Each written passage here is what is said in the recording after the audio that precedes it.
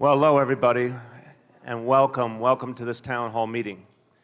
I want to thank all of you for being here. I want to thank you because you care about your community and you care about your city and you care about your fellow students.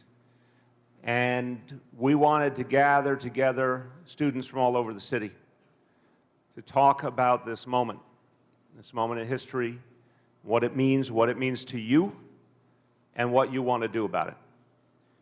And I want to start by saying that what we've seen in these last weeks, it's really hard to put into words. First of all, the tragedy in Parkland. I wanted to say at the outset, it's not something we should ever get used to. Even though it's happened so many times in our country, it's never something we should think is normal. And we saw a lot of pain. We saw people trying to somehow make sense of it. We also saw students in Parkland do something that I think is unprecedented. The way they immediately decided that they were going to be the ones to address this problem. And they weren't waiting. They weren't waiting on people someplace else. They weren't waiting on adults. They were going to do it themselves. And I think it was very, very powerful. Very powerful. And you may have seen that because of their voices, there's already been some action in Florida. It's certainly not everything the students in Parkland were asking for, but they have already achieved something amazing. And what they've sparked all over the country, I can't remember anything quite like this. I really believe you have to go back to the 1960s or 1970s to see high school students having this kind of impact.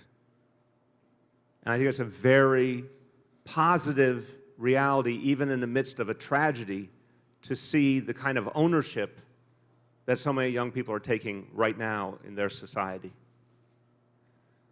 For people who want to see change, and whatever it is, we have people of different views here, young people of different views, and we're going to hear from a lot of you today. But for people who want to see change of any kind, I can say absolutely objectively, there's never been this much focus and this much energy for change in decades on this issue of how we stop violence and protect each other. So we're in one of those once-in-a-lifetime moments right now. And so we want to hear what it means to you, what you're seeing, what you're feeling, what you think, what you want to do.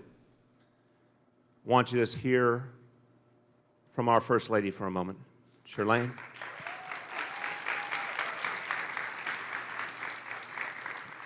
Thank you so much, Bill. Hello, everyone. Hello, I'm so glad that all of you are here today. Thank you for being leaders. Thank you for standing up and for taking part in this discussion. I know our city is going to be in very good hands in just a few years with all of you involved. Now, before we start, I want to make sure that you all know that this is a safe space. Now, we're going to be talking about topics that may be a little difficult sometimes for people. It may trigger some painful or distressful memories for some people, and I want you to know that is not our intent. That we want you all to feel safe. We want you all to know that there is someone to talk to, or if you want to step out for a moment and do some breathing, that's fine. We have some counselors over here under the light, over there in that corner. There's Alana waving her hand. There's someone to go and talk to, all right? Now, we're going to do a quick exercise before we start. Could you all please close your eyes? Everyone, close your eyes. I'm going to ask 3 questions, and if the question applies to you, I want you to raise your hand and keep it raised. Question number 1, have you personally witnessed or experienced violence in your life? Raise your hand and keep it up. All right, keep your hands up. Second question, when people talk about tragedy, like the shootings in Parkland, sometimes people feel anxious and afraid. Has that happened to you? Raise your hand. Raise your hand if you feel anxious or afraid when you hear about other tragedies like the shooting in Parkland. All right, question number 3. Keep your hand up. Do you actively worry that you can't keep yourself, a family member, or a friend safe? Raise your hand. Okay, now open your eyes with your hands up. Open your eyes and look around. Look and see how many hands are in the air. My hand should be up too, right? So many of us have been affected by violence.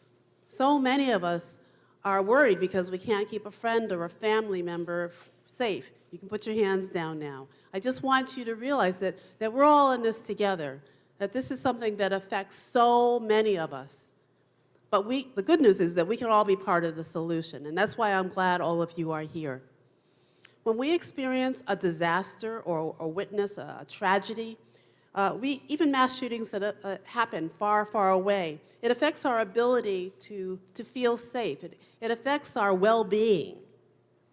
But that can be helped by talking about it. Talking helps the healing process. It helps us to cope. And it's so important for people to know that because, as you saw, with all those hands up in the air, this is something that many of us go through. And we carry that with us throughout life. That's trauma. We walk with it. Unless it's healed, unless we find a way to let it go, we carry that burden with us. And the students at Parkland are going to be carrying, walking with, living with that trauma for probably a long time. But this is something that we all can do something about. Now, I want you to know that in New York, we have many resources for you. We have places where you can call to get more information. We have places where you can call to talk to a trained counselor. Probably the most important resource you can know about in New York City right now is NYC Well. The number is 1-888-NYC-WELL. Can you all repeat that after me? 1-888-NYC-WELL. One more time. 1-888-NYC-WELL. You can call that number any time of day or night and speak to a trained counselor. You can call for yourself, or you can call for a friend. It doesn't have to be for you. If you want to know what steps to take to help somebody, you can call and talk to someone. You can also text 65173 or go online and chat. And all you have to do is go to nyc.gov/ThriveNYC to get that information. The next resource is mental health first aid. How many of you are 17? Raise your hand. All right. Wow, if you're 17, you can take mental health first aid, and it is a fantastic course, an opportunity to learn all the signs and symptoms of different mental illnesses, learn what they are, and also how to respond. If you have a friend who's having a panic attack, a friend who's anxious or worried or depressed, this course actually teaches you what you can do to help. So that's mental health first aid, and you can sign up today. If you just go right over to that corner over there, raise your hands again. There's a table out there where you can sign up for mental health first aid if you are 17. And the last resource I want you to know about is our Thrive Learning Center. This is online, and all you have to do is go to nyc.gov/ThriveNYC to learn more about anxiety, depression, panic attacks, any of that. You can go to the Thrive Learning Center and learn more about mental health and wellness. Now, we're going to turn the floor over to you so we can get this conversation started. Thank you so much again for being here. And Mark, we'd like to hear from you first. Hi, good afternoon.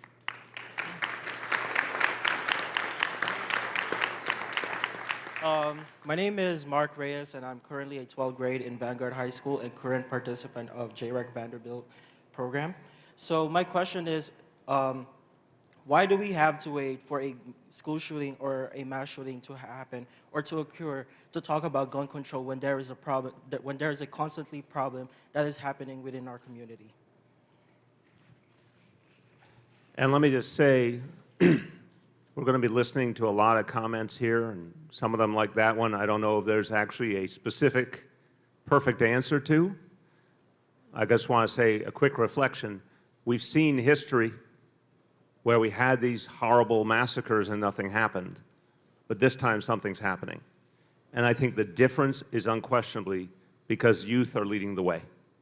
And some people like to put down this generation coming up, but I think you just saw something that changes the whole understanding of what young people today are about, because you've created change. What those young people in Florida started, but it's spreading all over the country, is creating more change more quickly than anything any adults have done in the last few decades. So that would be my answer. It shouldn't have had to wait, but now something is different.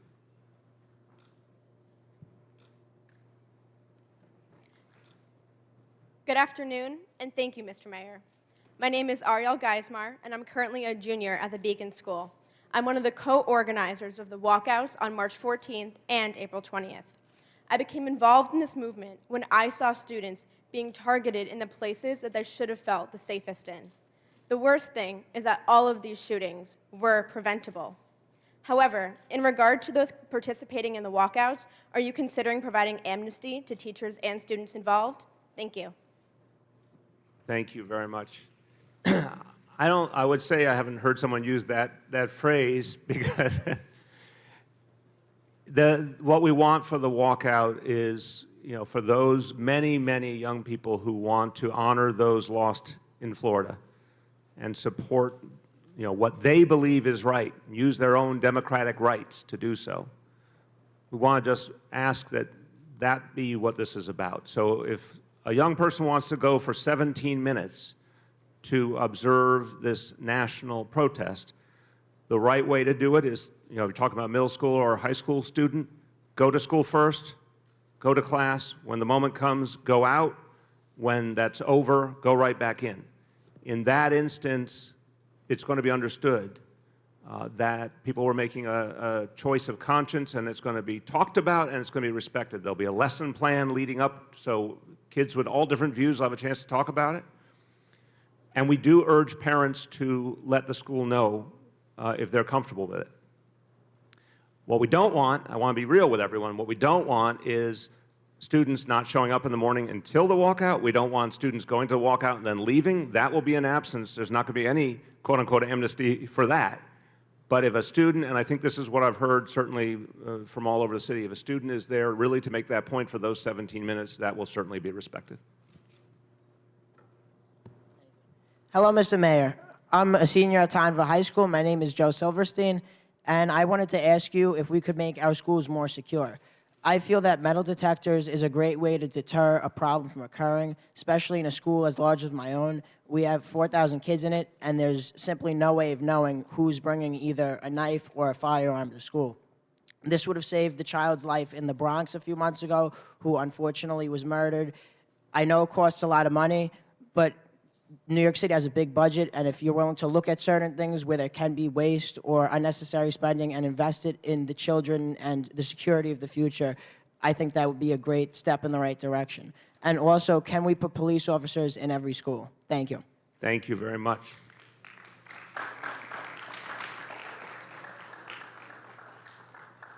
I'm going to just say something quick, and then I'd like to turn to Chief Irizarry Hoffman and Chief Conroy for their views. The tragedy in the Bronx was deeply upsetting, and I spent time in that school, and I talked to those who had been a part of that moment. It was horrifying for them, and Chirlane and I went to the wake and spoke with the family members of Matthew McCray. We never ever want to see that happening, and it was the first time in a quarter century. We want it to be the last time.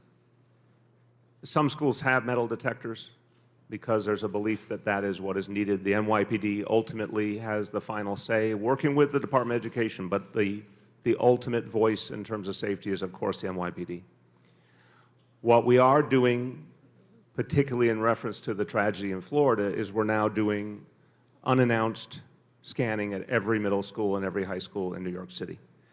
But in terms of decisions to keep scanning in a school, that has to be done with the school community and with the ultimate choice of the NYPD. Chief, either chief want to speak to that?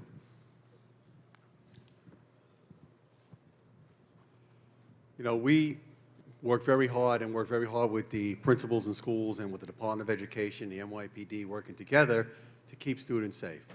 And we appreciate your comments in regards to that. But we also like to point out that scanning and metal detection is one part of what we do to keep people safe. But it's not everything, and it's not the answer to everything. There's other things that we need to do to work together to prevent violence. And this town hall here today is a great opportunity to discuss things like that. So there's not one answer to these things, but we all need to work together to prevent people from bringing weapons into school, to doing violence. As the mayor mentioned, we have the capabilities to go to any school at any day and do scanning, metal detection in the school, but it's not our only answer. There's education, there's working together with students to build trust with the police, to build trust with each other, that we don't need to carry weapons to bring to school. There's no reason to do it. We want to encourage that, and we want to work together with the young people to get people to work with us with that. So we're together. I want to just say, and then Chief, if you want to add, but just want to say to everyone, I mean, this is one of the most important things the NYPD has been saying to all of us. That phrase, if you see something, say something. And you know, I want you to get into it, but this is part of this is, I would argue, the single most important thing we can do for safety and security. Go ahead, Chief. Okay. Yeah, good afternoon. That's what I was going to say. See something. If you see something, say something.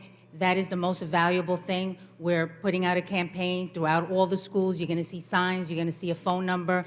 And honestly, that's the way where we get most of the things that we see in school, the knives or anything, from the students. That's where we get most of the information. And I think you guys are the most important, resource to give us that information. So thank you for what you guys are doing.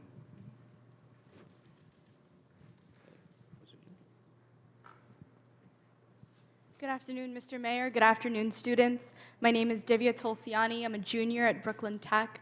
And I think that my question kind of goes with what the First Lady was saying earlier about trauma and communities that have been affected by trauma. The morning after the shooting, I was in class, and I looked at my phone, and I saw an alert on the front page that said that there had been a school shooting in Florida. And my initial thought was, please don't let this be true. 2 of my closest friends live in Florida, near Parkland. And so, to me, the first thought was shock. I didn't know what the next step would be. I didn't know if it was true. And unfortunately, it was. There was this tragedy that happened.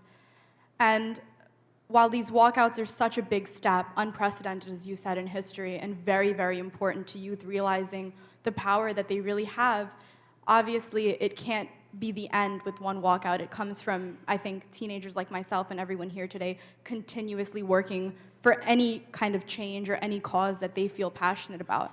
So how do you continuously form a system of support for communities that have been affected by trauma and that have been affected by tragedies such as this one? Why don't you speak to the question of how to address trauma, and I want to speak to the question of how you sustain change after a moment like this. Well, the first step is having a safe space to speak out and talk about what you've gone through. And we've tried to provide that support in our schools so that students know where to turn if they are experiencing anxiety or stress because of something like what just happened. I think one of our school counselors, who is here, Scott? Right there on left. Where are you, Scott? I think Scott can speak to this a little better, but we want all of our students to feel like there is a place for them to turn. I gave you the phone number, the 1-888-NYC-WELL, and we have to do more of that, with more of getting the word out that this resource is available, as well as providing spaces within the schools for students to come together and talk. Scott, do you want to? Sure. Thank you for your question, your point. Across New York City schools now, and close to all 1,800 schools, we have enhanced mental health services. And one of those services are for crisis situations.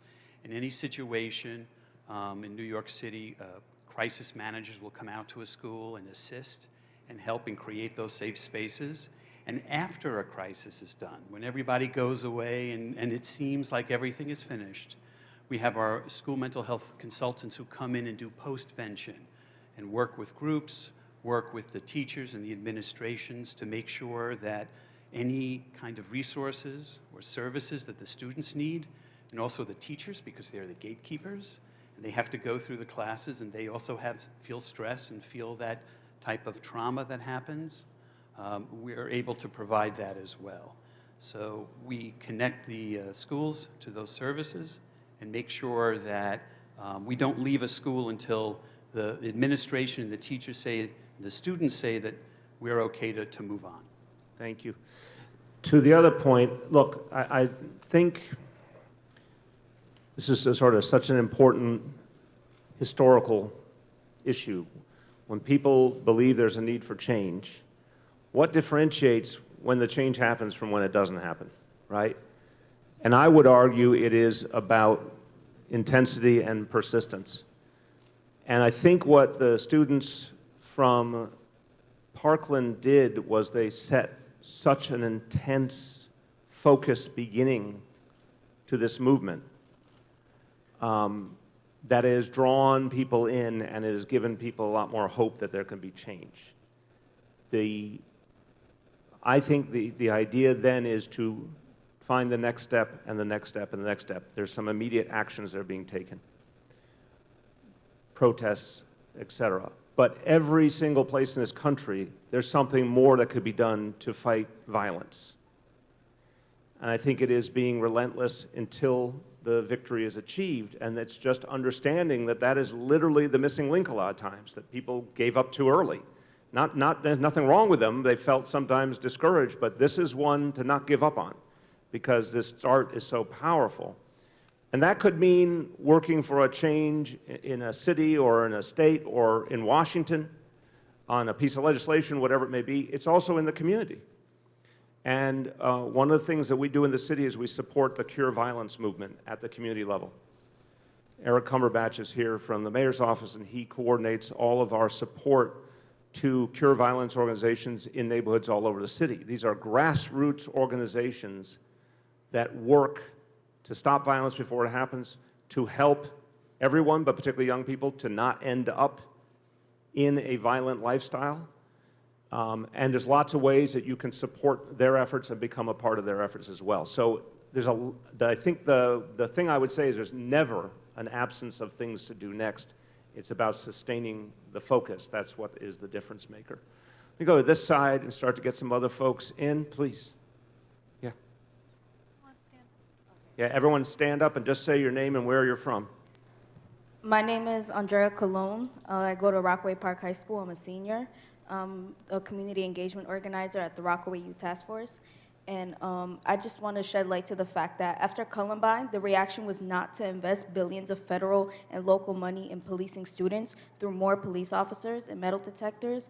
They received resources such as counseling and mental health support. But what did communities of color get? Metal detectors and school safety officers trained by NYPD.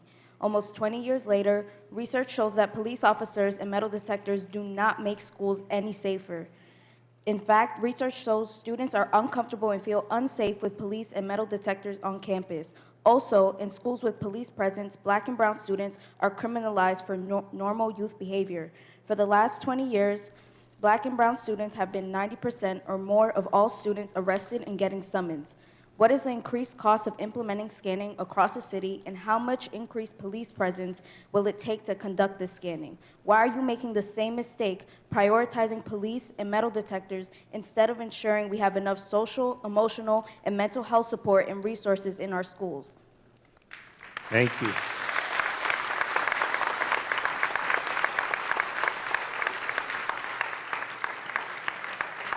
Thank you. I'll start, and if you want to add, I don't think we are making that mistake, honestly. I think your point is well taken. I think what we said earlier was important. One, we believe fundamentally we have to address the social emotional needs of students, and that's what the Thrive Initiative is all about. There's been a huge amount of resources that have gone into that and are going to schools. Two, we believe in neighborhood policing. And that means engaging everyone, including students and people getting to know each other, officers getting to know students, and vice versa. If anyone feels that's not happening in their school or in their life, we have more work to do.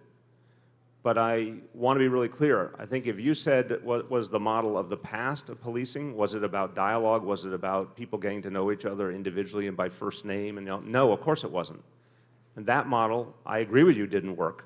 As we changed to neighborhood policing, as we got rid of the overuse of stop and frisk, as we reduced arrests, we had 100,000 fewer arrests in 2017 citywide than we did 4 years earlier. Crime goes down. So I would imagine that we have some real common ground in our thinking. But I want to also be clear, I believe we need some police in schools and outside schools at times, but the idea is to have a different kind of relationship.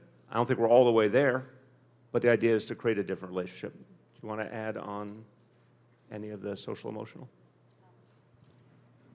Yeah, I want to emphasize that mental health support in all of our schools is very, very important to me personally and to this administration, that we actually are moving in that direction to expand what we have already. We've just begun to lay a really strong foundation, and I'd love to know what school you go to, so make sure that we're doing everything that we can, make sure that those supports are in place. My understanding that we have scanners in a very small number of our schools, maybe a 91 out of 1,500.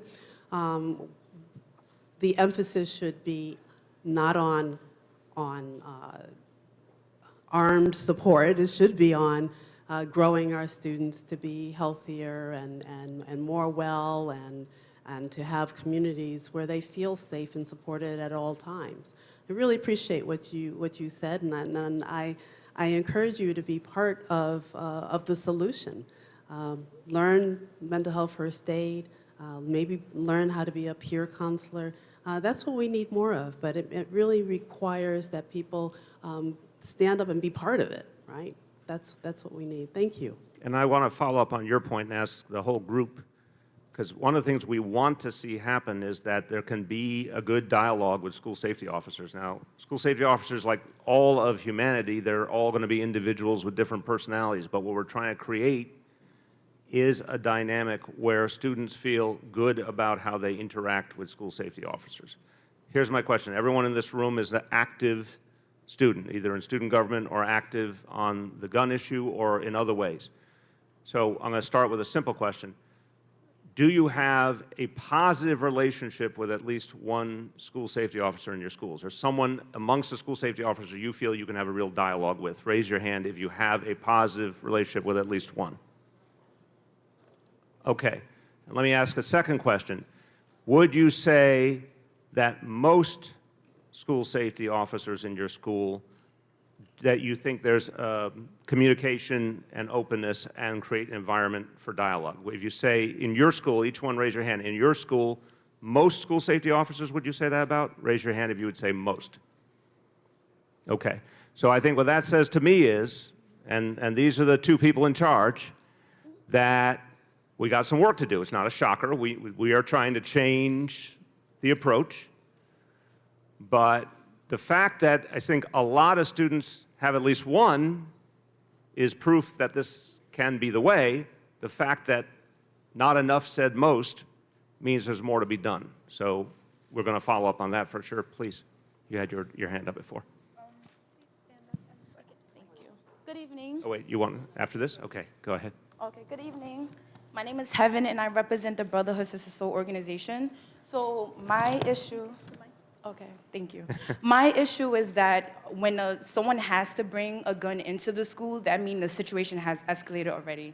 So what is a tactic of yours to be sure that students don't have to bring any weapons into the school? And I heard you talking about a mental health program that you said that we could refer to, but why aren't there more mental health programs in the school? And I know y'all said y'all are working towards it, but we've been hearing this for too long. So just want to... All right. I love that. You know, it wasn't too long ago, and it was really hard to say the words mental health. Nobody really wanted to hear about it. There's been such a stigma around mental health for such a long time. So it really, it gives me great heart and great encouragement to hear that you want more of this, because that is the direction where we're moving in. I want to ask you all a question. How many of you feel that you have an adult in your school that you can talk to about something personal? Can you please raise your hand? Oh, that's pretty good. I mean, we're not all the way there, but that's good. That's a start. I'm going to refer to, I'm going to ask Scott to stand up and talk a little bit again, but we are working as quickly as we can to make sure there is the kind of mental health support that you've just talked about. We do have some mental health support in all of our schools. In all of our schools, we have at least a mental health consultant. We have clinics. We've got relationships with community-based organizations that are very close to the school or in the neighborhood, and we've got to do more. But your feedback is important. It really is important because every school is different. There is no one size fits all. So hearing from you about what you think your school and your community needs is very important to us. Before Scott, just one quick point. I want to do another show of hands based on that point. How many of you feel if you had, and by the way, 1 in 5 people has a mental health challenge at any given point, any day of the year. 1 in 5 New Yorkers is addressing some kind of mental health challenge. Could be anxiety or depression, could be something Adults deeper. and children. Right. So this is a very common thing. How many of you would say, if you were experiencing a mental health challenge, or if someone in your life in the school, a fellow student, was experiencing a mental health challenge, that you would know who to turn to in the school? If you think you know who to turn to in your school, raise your hand. Okay, so that says to me you've made a good point, because and you guys are active and involved, if it's not clear where to turn, then we're not doing something we need to do, because that's the whole concept of the Thrive Initiative, is to make it simple and straightforward where to turn.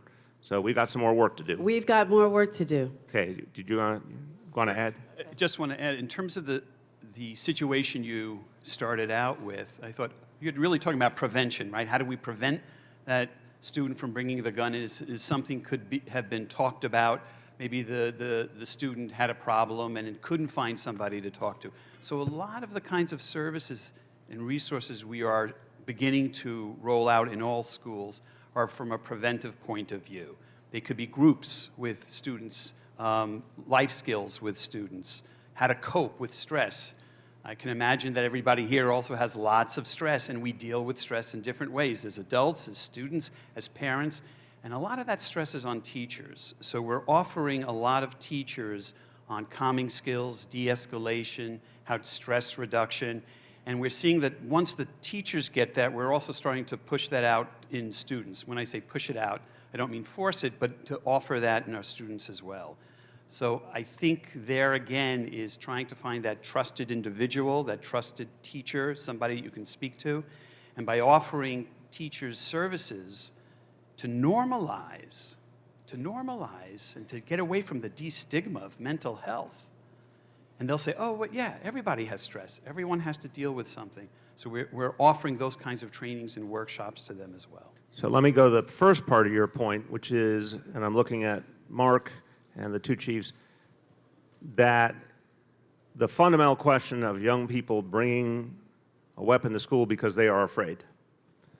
So I will start by saying one very important thing that's happening in the city is working with community partners. NYPD has brought down crime a lot. That's profoundly important. Cure Violence movement is having a very powerful impact on reducing violence. So there's real evidence that something is changing. But if someone still feels afraid, they still feel afraid. So to the question of both how can we keep making young people feel safer and how can we show it to them in a way they will believe? Mark, would you like to offer a thought on that? Here, there you go. Good afternoon. So one of the things for us, first of all, you guys are awesome. These questions are amazing, if I should say so myself. But one of the ways by which we are starting to think about how we can help young people feel safe is starting dialogue with young people. One of the things that we keep saying to ourselves is, if young people are saying, I feel safe in school, but I don't feel safe as I travel to and from, we need to hear more about why. We need to hear more about why. Where is it actually that you do not feel safe, right? Because if you're saying in school, I'm okay, But on my way as I transitioned, therein lies the problem. I was a little bothered by the fact that every hand didn't go up when asked the question of, is there someone in your school that you can talk to if you have a problem, if there is a concern? I thought every young person would stand up and say, my guidance counselor. Yeah, I'm seeing a lot of smiles and so forth, right? And so there are these conversations that we're starting with young people around why you're not, honest dialogue about why you're not feeling safe as you transition to and from school. We are asking principals to use, whether it's student government or other student leaders, to have honest conversations about why you're not feeling safe and why you feel the need to bring an item of some sort to school. Right? In our conversations with young people, we're hearing exactly what I described. It's the to and from, it's not necessarily the in school, right? I'm going to do a test to the room. I'm going to give you 3 options. It's not a perfect test, but I'm going to give you 3 options. Teacher, guidance counselor, school safety officer. So you get to choose one just for the purpose of just a little snapshot. You want to tell someone that you don't feel safe on the way to school, or there's something that's bothering you about your physical safety. You can turn to a teacher, a guidance counselor, or a school safety officer. Who would turn to a teacher in the school? All right, who would turn to a guidance counselor? And who would turn to a school safety officer? Okay, so that is a very telling, and this is information that we need. And I think one of the things we see right here, to this group here, who are crucially involved in your safety everywhere in the city, this is an indicator that we want to bring more groups of students in and talk to them about what they're experiencing to help us figure out how to change our approach. Let me go over this section. Yes. Thank you. Hi, Mr. de Blasio. Hi, First Lady. So thank you so much for having this town meeting. It means a lot that people are actually starting to listen to the youth. It's been a while, and I feel like we've been looked at for a long time as they're young, they're always on their phones, all they do is tweet, snap, Insta, when in reality, on Twitter, I'm reading about Parkland and about this powerful woman that's my age making a beautiful speech about how she's trying to make change, and it's really sparking it in the youth. So thank you, just to address that. So as a student going to public school in Manhattan, I've had many opportunities to voice my opinion in the ongoing debate of gun control, but I haven't felt satisfied because I feel like I haven't done all that I can. Growing up in New York, I haven't been exposed to the true fact that there is gun violence in schools because, as you know, the gun restriction is fairly heavy. But the reality is that America has been facing a serious problem and we need to take action. How, as students, along with adults, can we influence other states to make the change that we have? And one more question about the see something, say something. It's to my understanding that the students in Parkland actually saw that this child was having problems and they did address it, but I feel like it wasn't taken seriously enough because the result was that this child did act out in a certain way. So how can we know that we're really being heard and really being understood? Thank you. Thank you.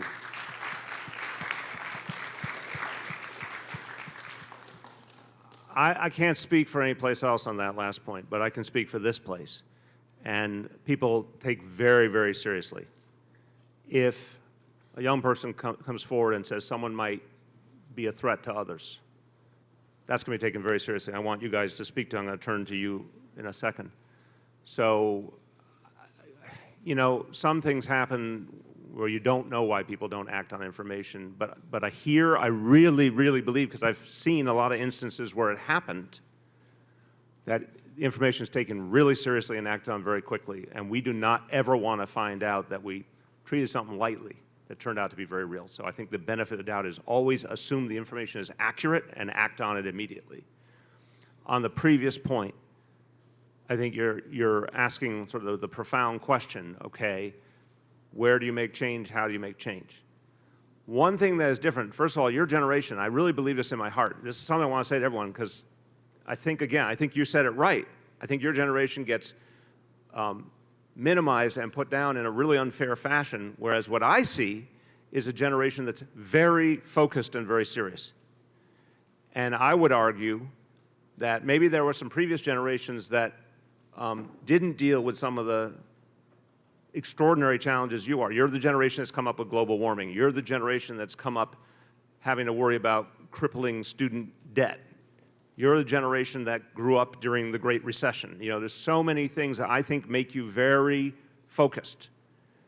And I don't think it's accidental that after the tragedy, members of this generation acted with such strength and such focus. I think it's about sustaining. There's going to be protests in Washington. There's going to be actions, I'm sure, in state capitals all over the country.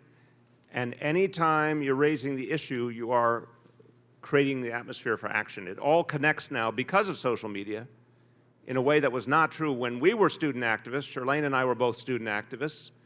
And the notion that you could do something and people could know about it all over your own school would have been amazing, let alone all over the country. But you guys have been given this powerful tool and you understand how to use it to the maximum. And I think it is about sustaining a movement by calling people to the next action and the next action. But back to the question of how would we deal with a threat of any kind? Mark, you want to speak to that? Absolutely. So we appreciate social media. We appreciate young people having accessibility to social media because it has been successful in helping us address some of the threats and many of the threats throughout New York City schools. Young people some are not making smart choices and they're utilizing social media in a bad way, right? And the great thing about it is many of you are friends on social media and you're seeing something and you're saying something, right? And so what's happening is we're getting these soft or hard threats from young people who in many cases are just trying to be funny, and each and every threat is taken seriously. Each and every threat that is ascertained by way of intercepted by way of the NYPD's intel units, we get them, principals, schools, other administrators, they get them. We punt them directly to the NYPD, and every threat is taken seriously. Home visits, and in some cases, unfortunately, arrests. But every threat is taken seriously, regardless to how small or how large, very seriously in this city. Chief? And help people know if they have a sense that there's a threat, where should they go first? Well, I second Mark's point here that you've asked some great questions and some tough questions here today. So I appreciate it. And my goal is the next time we come to one of these forums and they ask if you feel comfortable going to your school safety agent to talk about something, for every one of you to raise your hand, because that's our goal. And to let you know, all our agents get training in conflict resolution and de-escalation, and we've done a tremendous job over the last several years in making things better and improving school climate, working together within the school environment. But I want to see everybody raising their hand next time. So I'm not done yet. We got more work to do. Regarding threats that are made, every threat that is made is investigated thoroughly. And I'm glad we talked about mental health today, because that's a big part of it. And we have to investigate those threats to see what's behind that threat. And in many cases, we're working with the school administration and the mental health programs in the school, inside or outside the school, to get that person some help. But it doesn't end there, because we have to now continue, and we do continue to monitor what is going on with that person who made a threat, so we can continue to make sure they're getting their help that they need, working with their parents. And many times parents are great. Parents will see the issue, they want us to help, they want us to reach out and help them. So we're working together with the parents, we're working together with the schools, we're working together with the teachers to make sure this person gets the help they need, and hopefully they can come back into the school and continue their education. Where do you want, if you had the perfect world and a student knew of a problem, where do you want them to go with it? I want them to go to your school safety agent. They're trained in this. They're trained in collecting information. They will give that information to our investigators, and our investigators will investigate threats. If it's after hours, where do you want them to call or email or text? What do you want them to do then? Well, the number we're going to put out now is 1-800 New York City SAFE. That's the number we're going to be putting. That's the number you're going to see on the posters, which will be we're working on now. 1-800 NYC SAFE. Yep, and New York City SAFE. So that's where we want you to call. Well, we'd love for you to go right to your school safety agent if you think there's a problem, and tell them about that. Tell them what the problem is. Okay. Let me see over this section. Back. Hello, thank you, Mr. Mayor, for having us. My name is Sagar Sharma, and I'm a student in Queens at John Bowne High School, and we are one of the 51 schools that have daily scanning.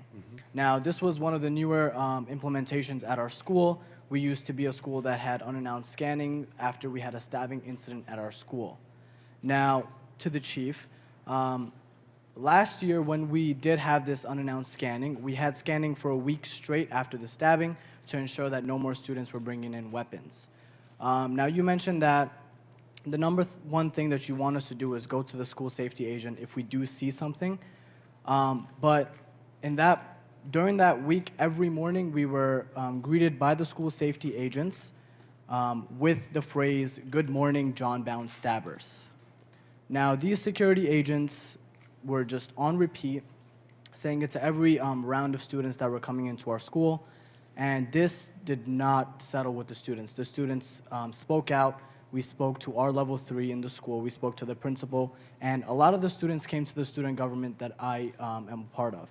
Now, what ended up happening was the school safety agents were investigated, and they were replaced by other agents.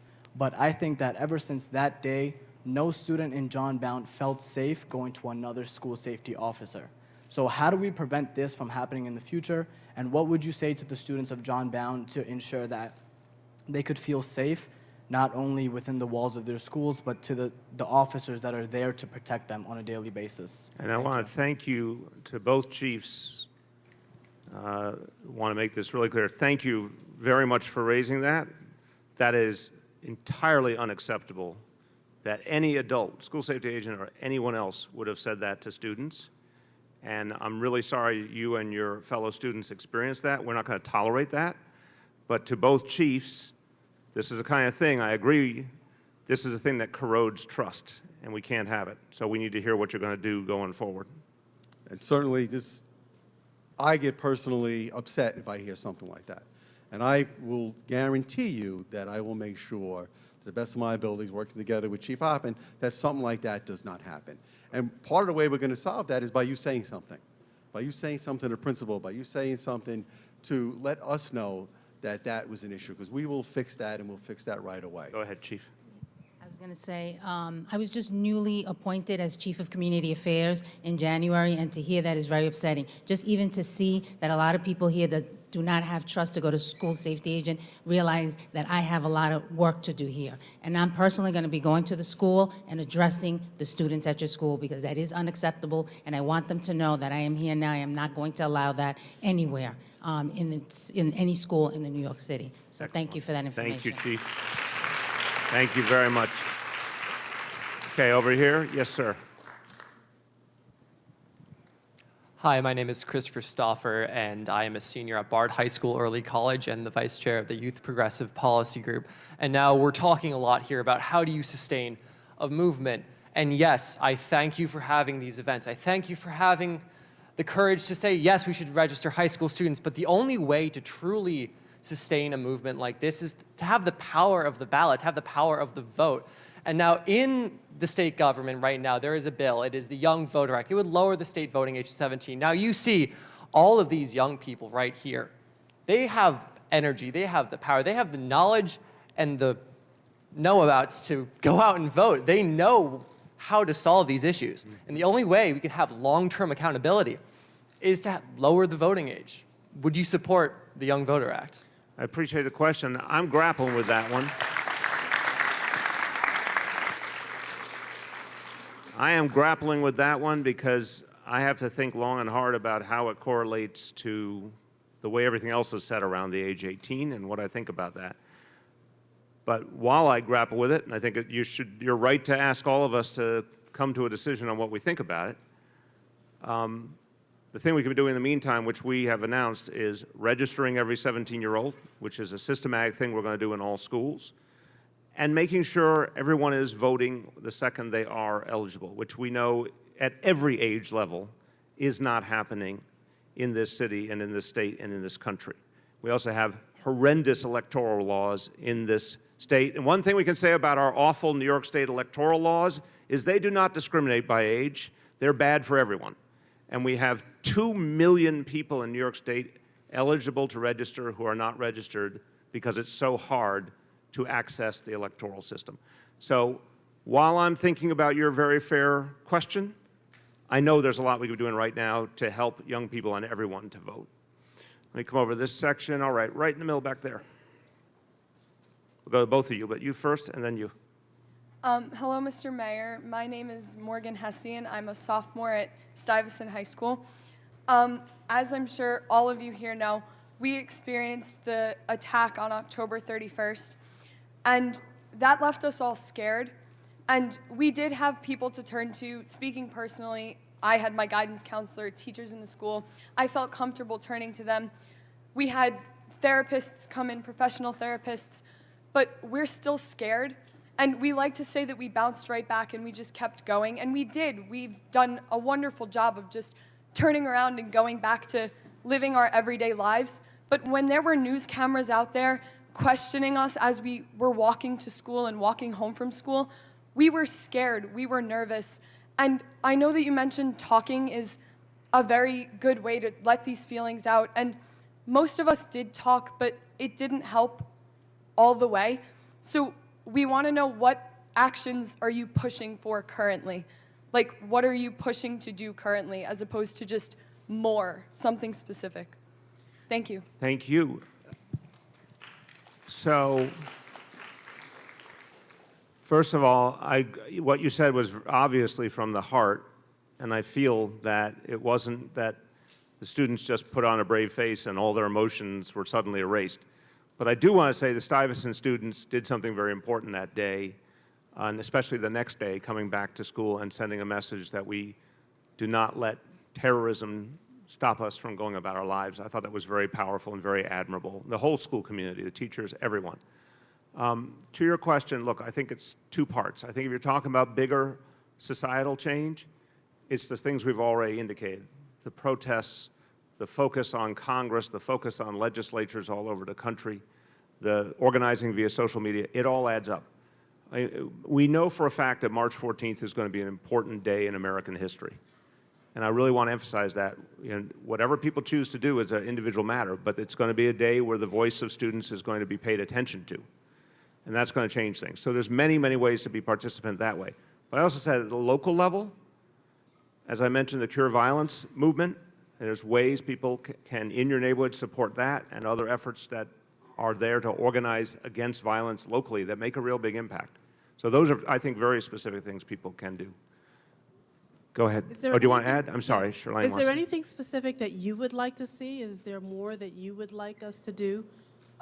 Our walkout, the three of us here are all from Sty. We're all sophomores, and we're planning the walkout on March 14th. It's pretty much led by the three of us, supported by our wonderful faculty and the other students in our school. And I'm going to pass it over to my co-founders, if that's okay. That's not what I wanted to talk about. No. Well, you can't have a private meeting. If one, Okay. if one of you wants to speak, feel free. So I'll keep going. I think what we want to see specifically is the school safety officers in our school. We greet them every morning. We say goodbye as we leave. And I feel like they are people that we can talk to, but I feel like there can be something more there, you know, like interactions with them that are not just forced as we enter and exit the building. Like what? Give us an example of what you'd like to see. Perhaps they could like come to classrooms and like have meetings with the classes, or during a free period, we can gather students to meet the school safety officers in the auditorium or something like that. I think that's a great idea. So you'd like the opportunity to get to know them better and be able to have conversation and dialogue with them. Definitely. Let me ask Chief Hoffman, that seems like a really healthy, common sense thing, but I'm assuming that is not a policy all over the city at this moment to have those kind of meetings. My question is, because I'll get to what we do have, but my question is, do you mean specifically the school safety agents in your school? Because we have, I'll tell you what we do have, School Safety Division has an outreach unit. They go to schools and they do all type of presentations. But I want to clarify because I'm hearing, what's your first name? Morgan. Morgan. Morgan's question, I think, is about the agents in the building so having a specifically in the dialogue with building. students and Yes. giving students a chance in an open environment to talk about what they need and what they're experiencing. And I suspect mean, that's that- not the norm at this That point. isn't the norm, but it's something that we could work on, absolutely. I mean, I think it's that's a something- great idea. I think it's something we should do. Yes, yes. So as is the spirit of the town hall meetings, sometimes we make decisions right on the spot. So I think we should be doing this Done. in every school. Absolutely. Let's find a way to do it. Thank you. Okay, thank you. Right there, right there. No, this way. There you go. Thank you. Good afternoon. My name is Iman Kutber, and I'm 17 years old and a senior at Queens High School for Language Studies. Now, I just want to bring a little bit of a different point of view into this discussion regarding metal detectors and more police enforcement at our schools. I go to a school which shares the building with Flushing High School. It's a very large campus. We have 3 schools in that building. We have school safety officers who are there every day, who talk to students and have somewhat good relationships with them. But I would like to show and shed a light on the fact that in schools where there is a predominantly POC community, there seems to be more tension between authoritative figures and students themselves. And basing off of that, I would like to further talk about how I think our social and emotional well-being going to school is an extremely important thing. We can't sacrifice our dignity and our respect in the name of safety. And I feel personally that when we go into schools and we are subjected to metal detectors and pat-downs and things of that nature, it disrespects us, and it shows that our system does not trust our students to do the right thing. And I think I'm sorry to keep going, but I think it's also really important for us not to only put all the effort into teaching our teachers in doing this, because they have to teach us what they have to teach. We also have to learn the things that we have to learn in our curriculum. We have to remember and we have to create this environment amongst our students where we are unified and we're able to talk about these issues openly and work together to make a change. Because if we don't do that, we're not going to have a creative, supportive learning environment and nothing will change. And one last thing. My question is, what are you doing to invest in the social and emotional well-being of young people? And what are we doing as a city to move away from these stigmas that make us feel unsafe in schools due to metal detectors and other such things? Thank you.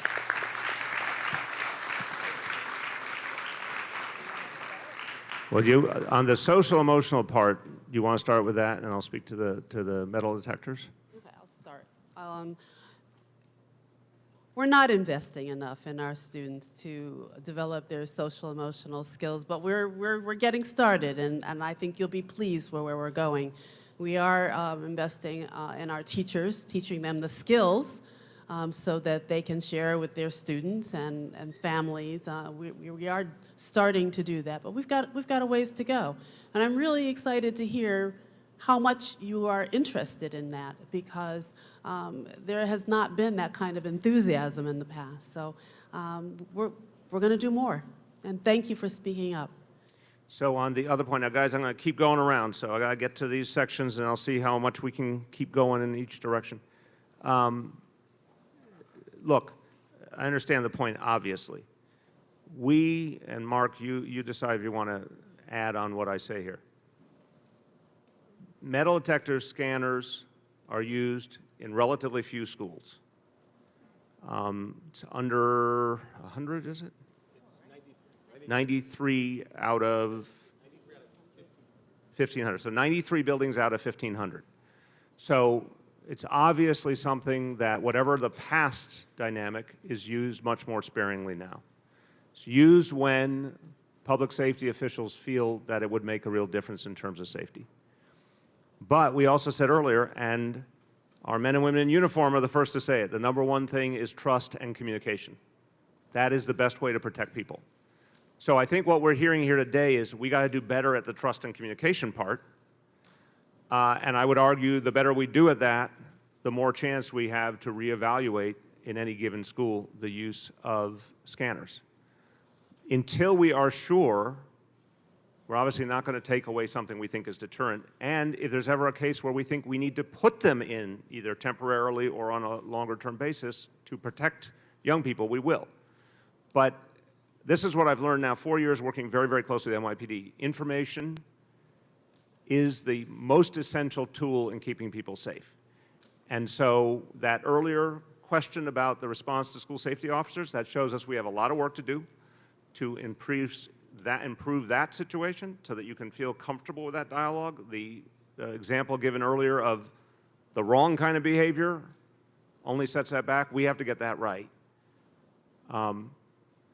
But I just want to emphasize, you know, I think if we keep building trust, we keep building a flow of information, that's what gets towards the kind of community you want to get to.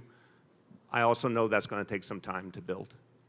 Okay, let me go to folks who, anyone who's already gone, I'm not going to go to, let me go to new people right there. Good afternoon. My name is Ayobami. I go to the Scholars Academy, and I'm part of the organization Rockaway Youth Task Force. And I just wanted to go back to the topic of metal detectors. You said that 93 schools out of 1,500 have them. Now, if you do the math, that's 0.06% of all schools. Now, in my community, I live in the Rockaways. There's 3 different high schools. 2 of them have metal detectors. Now, that's 66%. Why have that number? Why did that number skyrocket? And my community is mostly colored, so I just want to know, like, why is that? Thank you.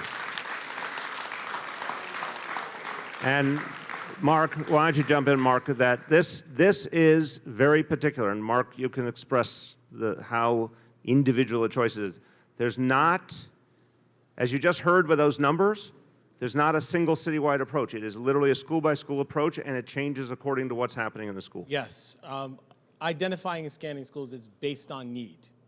Right? We don't just select any particular school. It's literally based on the need. If there is something happening in that particular building, we're going.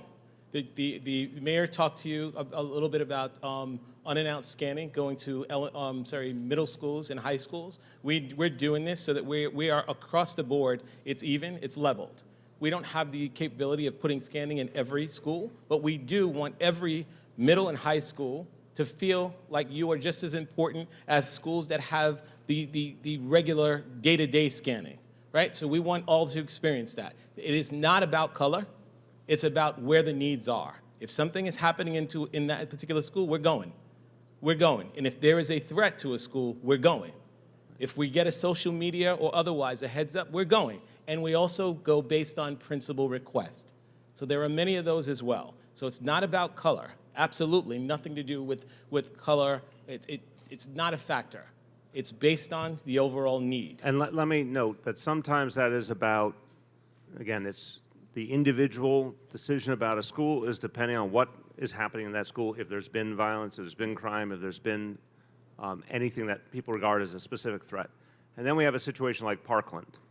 After Parkland, we wanted to send a message that there was vigilance everywhere, and that's why the random, I should say unannounced is a better word, the unannounced scanning, meaning one day at a time, all middle schools, all high schools are going to have one day, once in a while, to send that message that there is vigilance everywhere. Because the issues you're raising, I think a lot of people are raising, are very, very valid about wanting to have a trusting and respectful environment. I think there's also a lot of young people, and certainly a lot of parents, who are very worried after they see that kind of tragedy, that they want to know there's extra measures of protection in place. So that's what we're trying to balance in the equation. I saw one other hand up. Oh yeah, Chirlane, want to say something first, and then we'll go to, okay, that young lady right back there.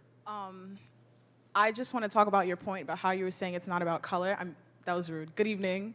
My name is Olukemi, and Let's start again. Yeah. My name is Olukemi, and I go to Scholars Academy in Rockaway Park. And Scholars is directly across from Channelview, which is mostly a people of color school. And something that's very evident is the fact that we don't have metal detectors, and they do. They are subjected to go through these dehumanizing things every single day, and it's hard for me to sit here and for you to tell me that it's not about color, because I know these students, I've grown up with them, and they're not terrible people. Like, I feel like it's more about counseling than it is about just putting in metal detectors and putting in police, because when it comes to violence, like, the first thing we automatically want to do is to put in these authorities to try and, like, stand here and tell us that everything's going to be okay. That's what we'd want to do, but instead we put in police officers. And in my school, I feel like, as a person of color, I feel like the school safety officers, they're there more to watch me instead of to help me.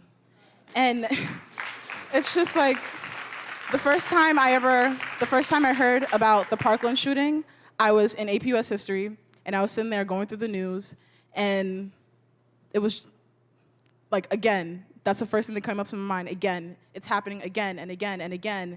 And when it comes to scholars, sometimes I don't feel, there have been multiple instances where I don't feel safe. And like, we don't really acknowledge what's going on within these schools.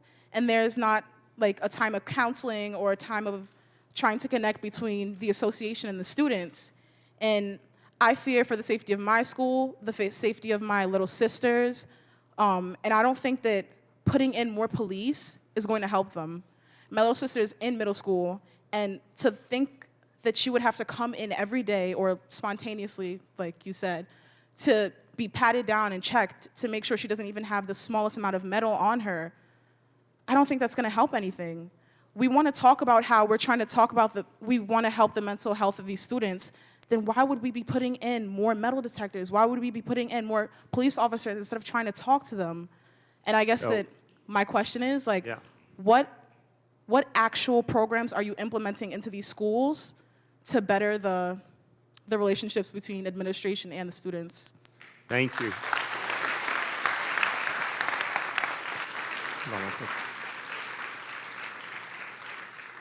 So I want to. You had a lot of content there. Let me try and pull out a piece or two of that. First of all, listen to what you're saying on this level. Meaning, I think you're speaking 100% from the heart.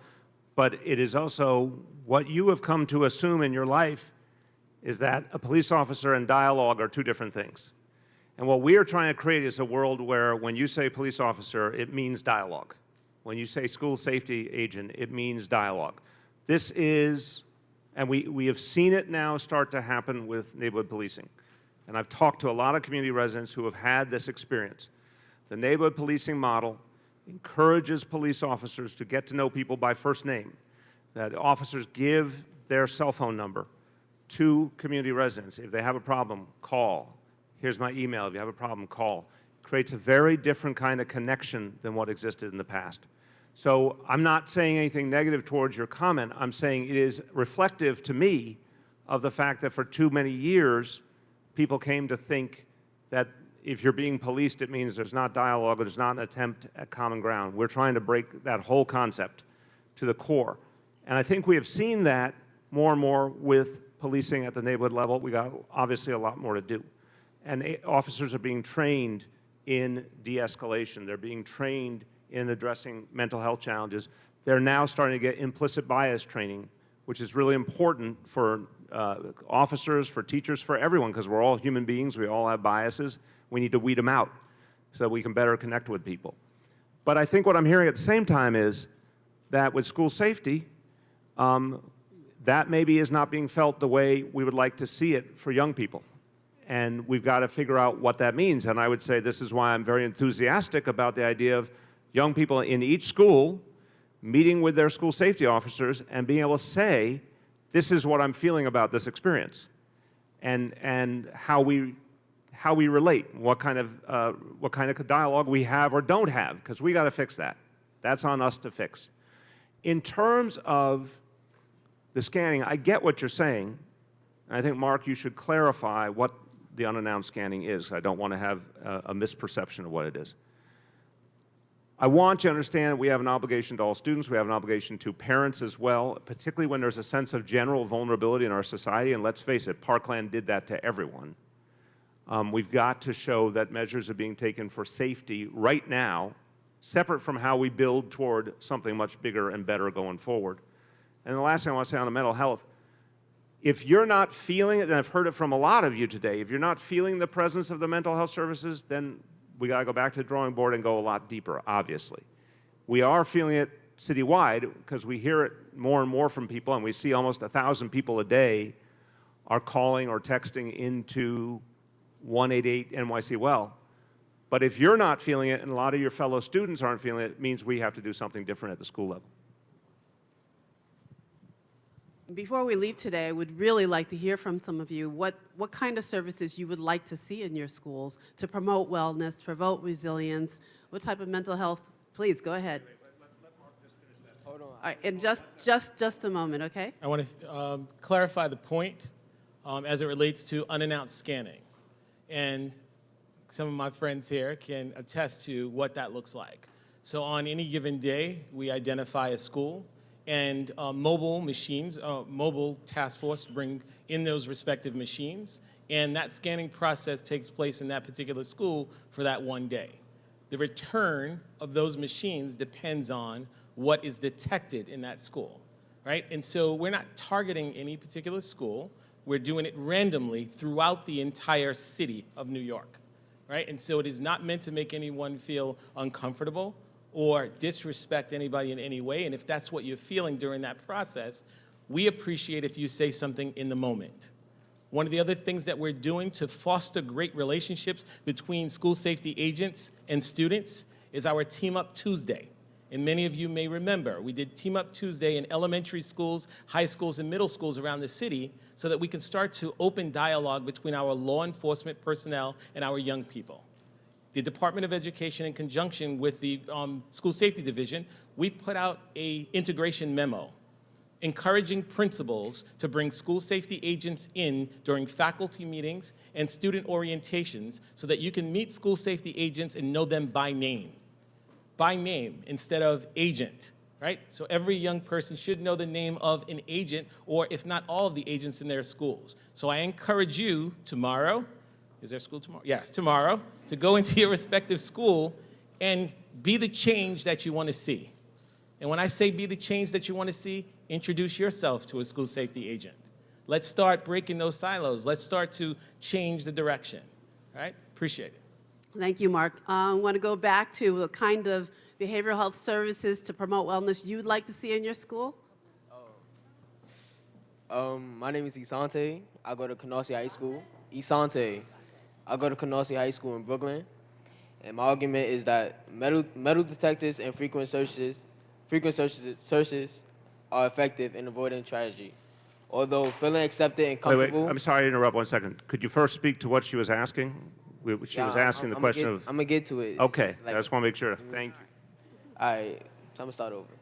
Metal detectors and frequent searches are effective in avoiding tragedy. Although feeling accepted and comfortable in school is the best remedy. More counselors, social workers, and better support groups allow students to express themselves and limits isolation students may feel. Building trust within the school can cause the school-to-prison pipeline to separate. I have personally experienced with going through metal detectors in my school, and I felt criminalized based off the metal detectors and school safety, enhancing criminal features into me. To prevent feeling criminalized and avoid future chaos, why invest into metal detectors instead of counselors and support groups to build a safe and trustworthy community? Thank you. Thank you.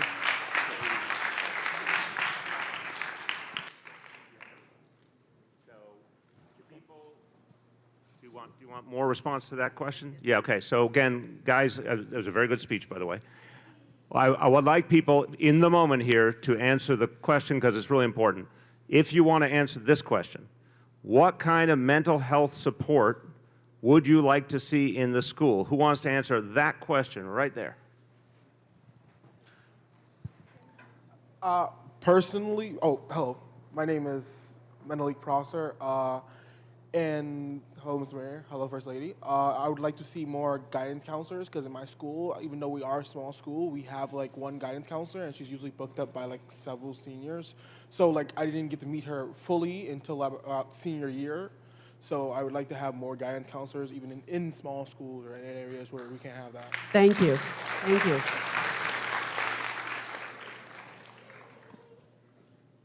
Same question, right? Same question. Hi, my name is Christian Melendez. I'm from Curtis High School on Staten Island.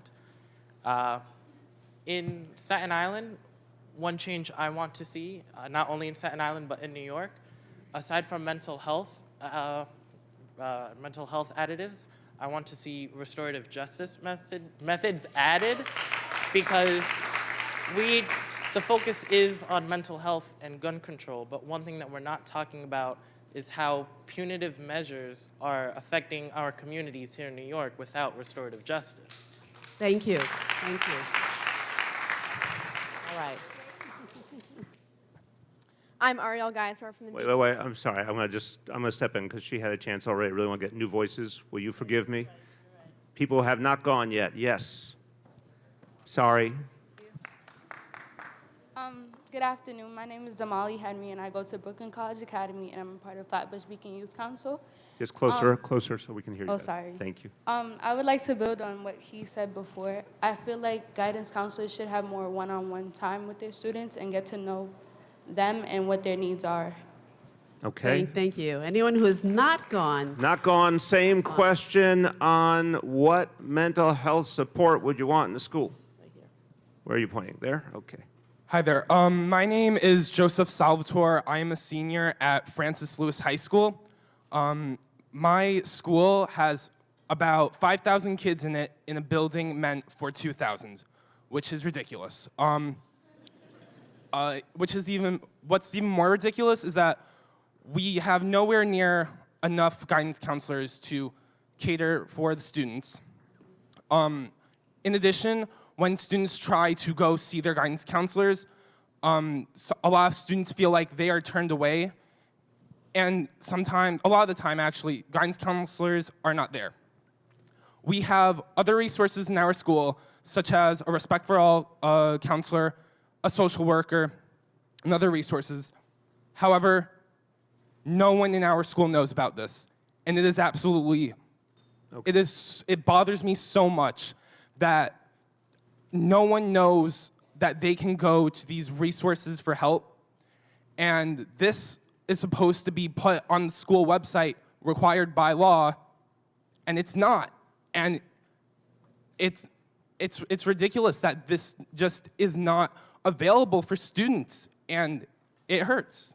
Thank you for your passion. Really appreciate that. Does anyone have a contribution that's not about guidance That's what I was going to do. Okay, so again, listen carefully. No, make sure we're all on the same page.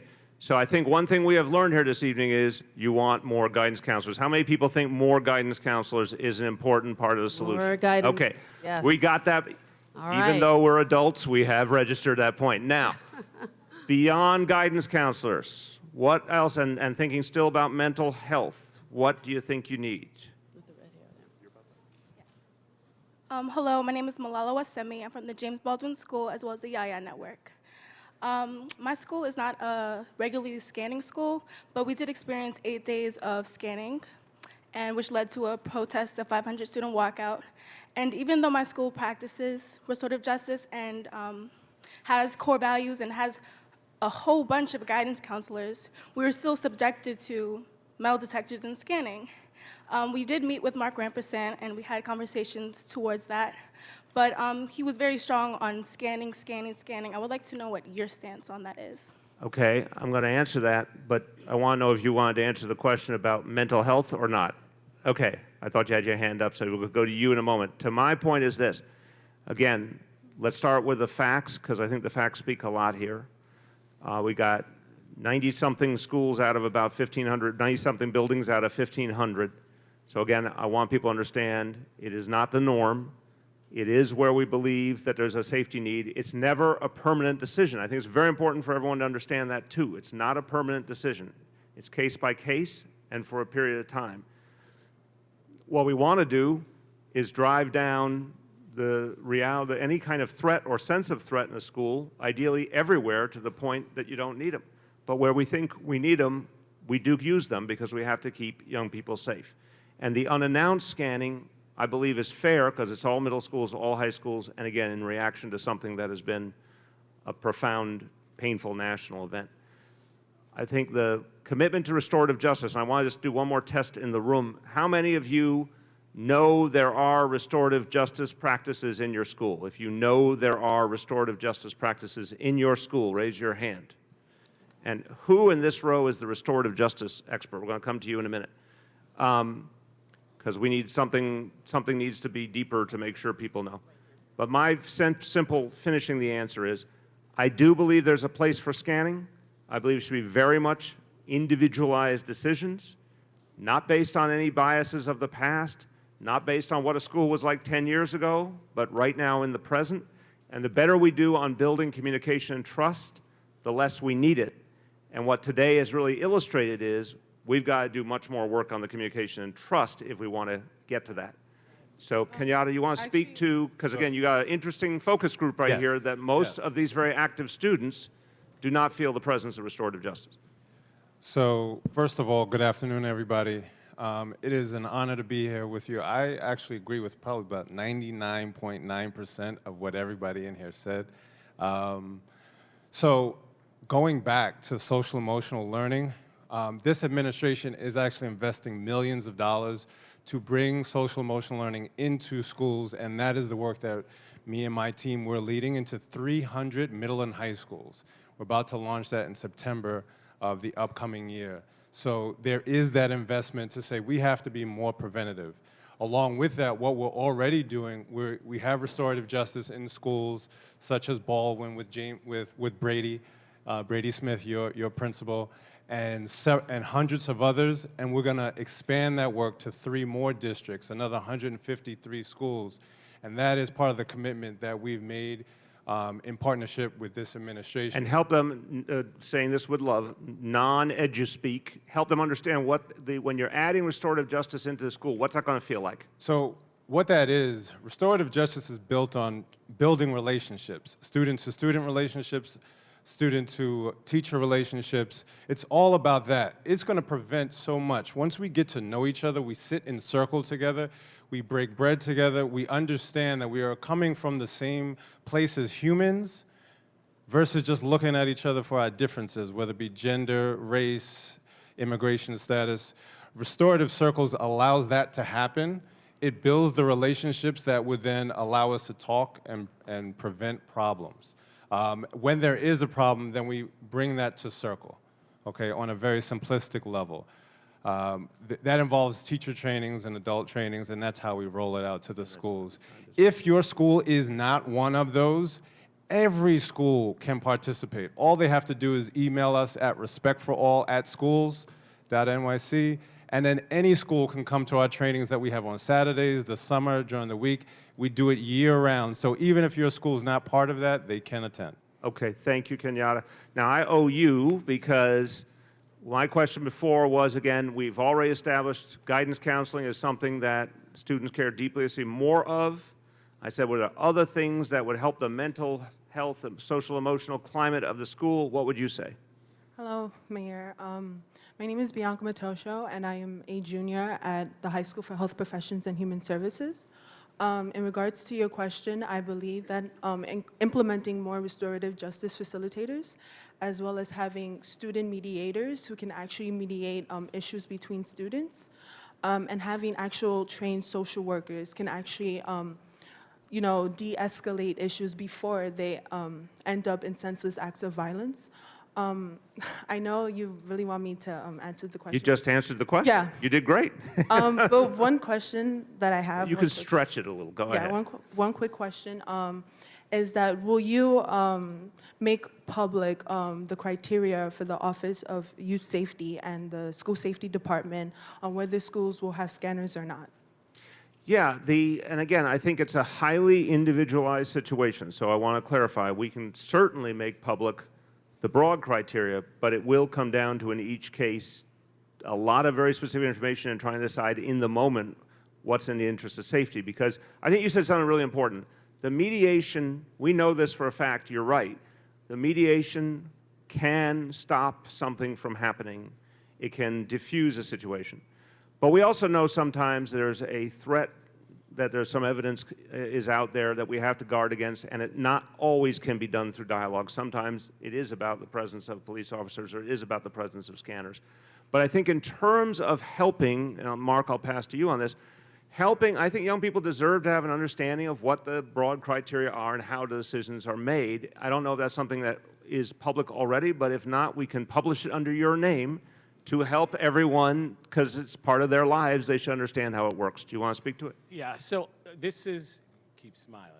This is under this administration, the Department of Education, in conjunction with the police department, made the whole concept of scanning transparent. Your principal has the ability on Principal's portal to print the overall scanning protocol, which clearly outlines the criteria for scanning, both implementation as well as removal of scanning, right? Outside of that sort of outlines every area of how we identify scanning schools, with the exception of critical response. The critical response is if an incident transpires at a school or if there's a threat, we're going. And that criteria is clear, right? The overall scanning protocol, once again, each principal has access to, and it's not a private document, right? Is out there, and it outlines the criteria for scanners, decrease as well as increase. Okay, so let's have that put out publicly from you again, so everyone has an understanding. Now, just a ground rule here, everybody. We are almost at the end of our time. It's been a very powerful conversation, but we do have a time limit here. First, our First Lady wants to raise something. Then I'm going to go around. I'm going to do 5 more. I'll just get 1 from each section, basically. And then I want to just say a couple words to wrap us up. Go ahead. All right, more questions for you because we're getting such good information from you. How many of you have the Respect for All program in your school? Please raise your hand. If you know what it is. If you haven't heard of it, it means you probably don't have it. That's right. Yes. All right. Okay, of those of you who rose your hand, please let me know how many of you feel the program is effective in your school or If your you class? have Respect for All, do You you think have it's Respect for effective? All. You feel like it, okay. Okay. That's what I needed to know. Thank you. Okay, we're going to do 5, and I'm going to be moving around. You are first.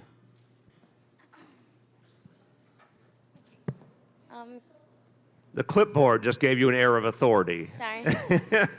Good evening, Mayor de Blasio and First Lady. My name is Acacia Palmer, and I attend Cathedral High School. So I attend a Catholic high school with no safety officers or metal detectors. Although we are not public schools, we do still matter. With that being said, what can be done within our schools and how can we feel safe? All students may not feel safe going to a teacher or a guidance counselor. And as a united city, how would situations like these get handled? We should not wait for situations to occur to take action. Can you work with the Archdiocese to implement mental health direction and guidance? Wow. Okay, don't go too long, everybody. No prepared statements. Just ask from the heart. Issues occurring at home are being brought to schools. How can we create a safe space for students to express themselves freely? Thank you. Okay, thank you. Well, first of all, I want to make sure that everyone remembers that number that I gave earlier. Can you all say it together? 1-888 NYC Well. I think you got to do it again. More energy this time. More energy. 1-888 NYC Well. Anyone can call that number if you feel discomfort with someone's behavior. This could be about a friend, a neighbor, someone in your family, and they can help guide you through the steps to take to get them appropriate care. That's a beginning. Okay, and I want to say, great question. Yes, we care about students in every kind of school. I know for a fact that our First Lady has had detailed conversations with the Cardinal on working together on mental health. But I think we could have a very specific conversation with him and with the leadership of the Archdiocese school system and the Diocese of Brooklyn on ways to make that access to mental health easier and clearer for all students. So you have given us a very great idea. Thank you. Okay, we're going to come around. We're going to come around. Right there in the corner. Hi, my name is... second of 5. Go ahead. My name is Seth. I'm from Tottenville High School. And I just wanted to mention, you said on record, quote, that there's nothing more terrifying than the notion of putting more guns in our children's schools, and that's the last thing you want to see in our schools. But there has been multiple times in history where professionals with guns have stopped. For example, in 2007 in Georgia, and also in Mississippi in the late 90s, where people with guns, a principal, was able to stop a shooting and prevent, countless more deaths. And I want to know why you were opposed to, putting more guns at the schools of the children you serve to protect lives, and why, on record you saying how the NRA is responsible for these massacres. How does hitting a interest group that supports the Second Amendment right to support liberty and life and the pursuit of happiness, as stated in the Declaration of Independence? So how does hitting an interest group like that has throughout history saved lives of many people in America? So what can you do to make sure everybody in this country is safe? Speak to that. Thank you. It is a free country. We want to hear all opinions. On the first point, I believe that adding guns to school buildings is dangerous. And I don't think it's going to help us.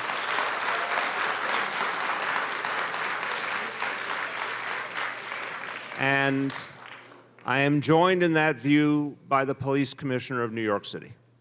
So I have a real simple standard. If the question is public safety, greatest expertise in this entire country resides in the NYPD, and our Commissioner, Jimmy O'Neill, is very adamant he does not want to see teachers with guns. He does not think that will solve problems.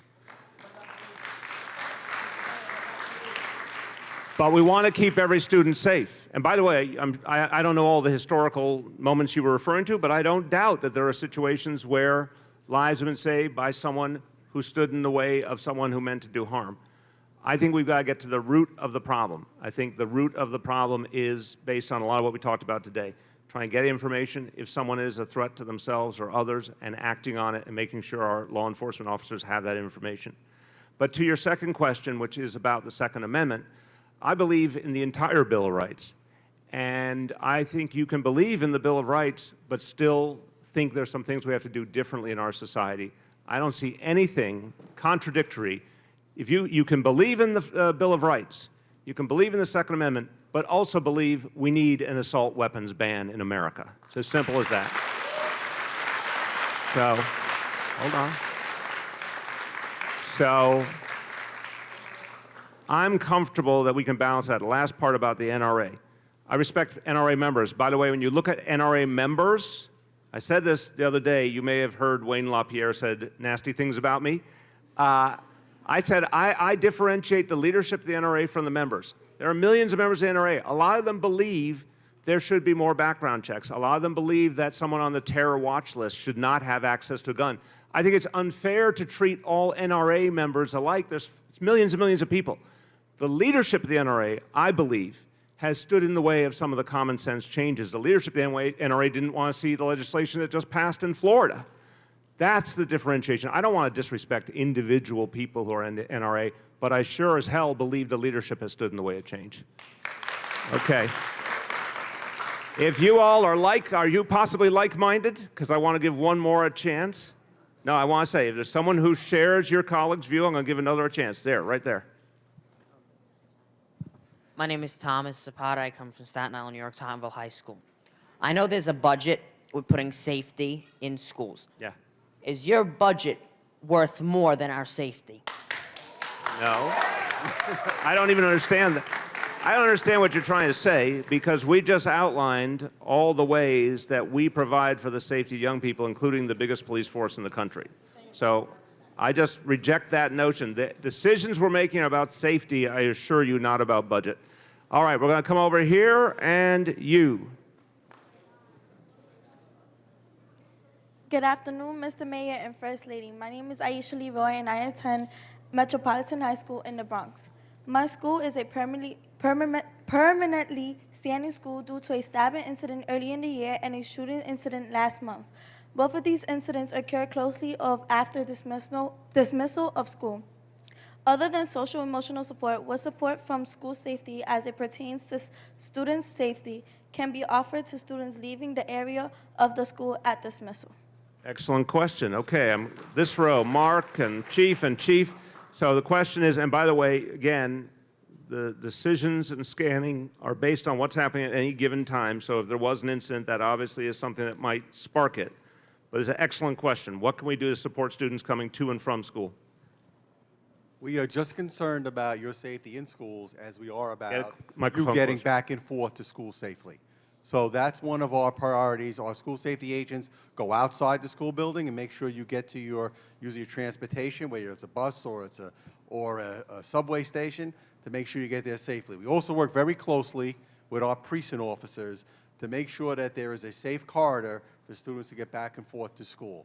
So, and if you don't feel safe, and if you think there's something outside your school or in the vicinity of school that you think needs to be addressed, then you should tell your school safety agent or your police officer what you think the problem is, because we're not going to see everything. So we want you to Get the tell microphone us. back for a second. I want to ask a question of you.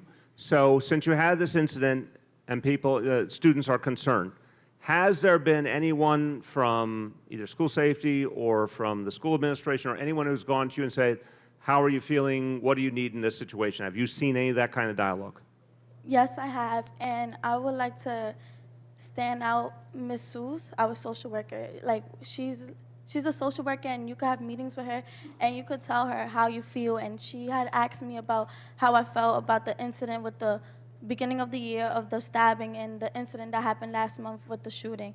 And she cares about how people feel. So yes, there is people that ask about how we felt about the two incidents. Excellent. Thank you. Thank you very much. Oh, my God. There's so many people. No, you went already. Don't even try that. What do you mean I skipped it? The guy behind you just spoke. Okay. Okay, you get the last word right there. Yeah, there's 100 people here. We couldn't get to everyone. My apology. Okay, last question, then I'm going to say something to wrap up. Hello, everyone. My name is Jana Toby. I'm from Fort Hamilton High School. So I think the most interesting conversation to me personally about my school is about the safety agents. And we're supposed to have 15 safety agents. My school has 4,700 kids. On a good day, we have 8. We also had a designated police officer in our school for about 20 years. For the past 2 years, we had nobody. So, being the student organization president, I get to sit in the security meetings, and, they're always like scrambling to figure out who's going to stand at what exit and who's going to do this and do that, because we don't have enough people.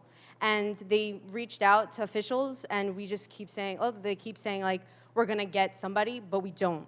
So I guess my question is, how do we effectively, you guys effectively make sure that these schools actually have what they need on an individual basis? Because I don't think everybody's missing, safety agents or things like that, but we are.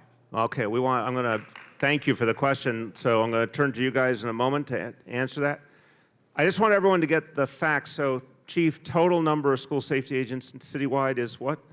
Just over 5,000. Okay, so we've got now 5,000 school safety agents for the entire city, 36,000 NYPD officers on patrol. So you combine those two, it's 41,000. So it's a very, very substantial force. I think you're raising a very fair point. Have we put everyone where they need to be in the right order? One of the things about neighborhood policing is to try and create a deeper connection between the schools and the precinct and have the officers, working with the schools more closely. I think that we're making some progress there. But this is a very big school. So of the three of you, can someone speak to how we make a decision about what each school needs, and if there is a gap in any school, what you do about it? No, just quickly. So we've been budgeted to hire March 19th. We're hiring 250 school safety agents. Then we're going to be hiring again in June. So we do know that we're short in school safety agents. But what we do, and I wrote it down, we're going to take a look at it. We assess the schools and see what is needed. We have a lot of school safety agents that retire, they leave, and then we have to reassess it. So your school that you just mentioned, we'll take a look at it and reassess it and see what it needs, and if we need to move people around, that's what we do. Thank you. Okay, First Lady's going to say a few words before I close out. I just want to thank you all for participating in this discussion today. It has been really, really helpful for us to hear your thoughts and what your needs are in your different schools. We are going to take it all to heart, and you will see action on all of these items. If you have any other ideas about ways to make your schools safer, ways that we can help you feel a more secure environment, ideas about the type of behavioral health services you would like in your schools, we want to hear from you. And we have a person over there. Alana, raise your hand. Who you can actually give ideas to on your way out, or get a card from her so that you can be in touch We want to keep hearing from you. Thank you. Thank you. Well, I want to take it another step because by us all having this meeting together, you've definitely helped us to understand a lot of things that are going on in your schools and your lives that we want to address better. I assume that the team that put together the town hall meeting has a way to contact all of you. So I think we should go a step further. I'm getting a yes. We should do a step further and send out some kind of survey to follow up, to give you each an opportunity to send us back both answers to things that give us a sense of what you're experiencing, but additional specific ideas, because I think you had a lot of great ideas that helped us. I appreciate that Chief Hoffman and Chief Conroy are here to hear, and I want us to follow up energetically on these ideas, and particularly the notion of in each school giving young people a chance to speak with school safety and get school safety to hear the concerns. I think that's a really powerful result of this meeting. Now, let me conclude on the topic of what you can do to make an impact going forward, because I think, again, everyone should be, I would argue, everyone should feel very good tonight that you spoke powerfully. And I want to express my appreciation to each of you, and I want to express my pride, because this is an example of the students of New York City, and I think everyone in New York City should be very proud after seeing what you've done here tonight. So I want to thank you.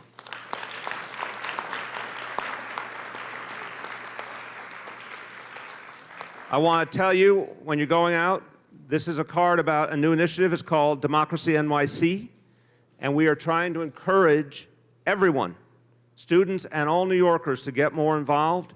And it's a checklist of things you can do to get more involved in your community, whether you want to address safety and violence issues and gun issues, or you want to address anything else. There is many, many ways you can make an impact. So I want to ask everyone, if you're interested, to sign up.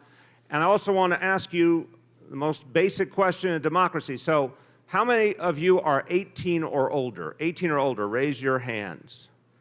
Okay, of the ones 18 and older, how many of you are registered to vote already? I like that. Okay, so pretty good. I don't think every hand went up again. I want to remind everyone, if you care enough to be active in any way, shape, or form, start with registering and voting. It's the most fundamental way to have an impact. How many of you are 17 years old? Okay, how many of the 17-year-olds have registered to vote, looking forward to the next election when you can vote? Okay. You're going to see this being given out when you're going out, a voter registration form. If you are already eligible to vote and you haven't registered, I really believe you should. If you're going to be soon able to, good time to get your voter registration form. If a member of your family is not yet registered voting, how many people here believe at least one member of your family is not registered to vote who could? At least one member of your family not registered to vote who could. Okay, that's very good. But if there's even one, get them voting, because this doesn't matter what you believe, what your values are, what your party is. We need to revive democracy. We need to get more and more people involved, and it makes a huge difference. So I will only conclude with this. As I mentioned, Chirlane and I had both been student activists back in high school, and we continued. And I just want to ask you to continue. I really appreciate what people said today. I really appreciate the passion. I appreciate how many powerful, good ideas you had. Please continue while you're in school and after you're in school, because what we are seeing from the students in Parkland is it does not take that many people to change the entire country. That group of students is changing the entire country right now. And I ask you to feel what they are feeling and continue fighting for what you believe in. Thank you, everyone.